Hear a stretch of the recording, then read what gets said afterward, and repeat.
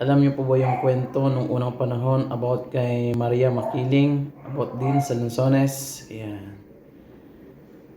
Alam ko na po yung istorya kaya paborito ko po itong Lanzones. Sobrang tamis at sarap. Search nyo na lang po sa Google para malaman nyo po yung mga benepisyo. Kasi hindi ko na po alam yun, hindi ko matandaan. Kasi sa sobrang sarap at tamis ng Lanzones. Matamis pa po sa relasyon nyo. Mabuti pa po Lanzones, sobrang tamis. Paano po kaya yung iba? Matamis pa kaya? Kagaya ng Lanzones? O Lanzones na lang po ang mas matamis ngayon? Ayan. Lanzones.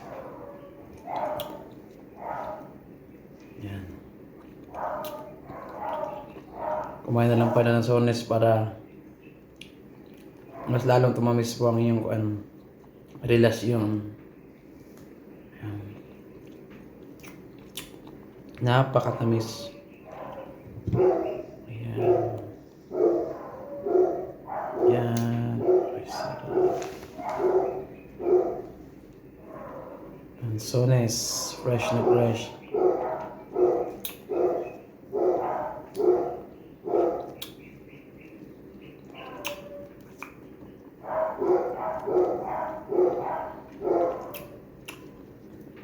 Ayan.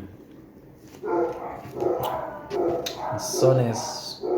Napaka-juicy at napaka-sweets.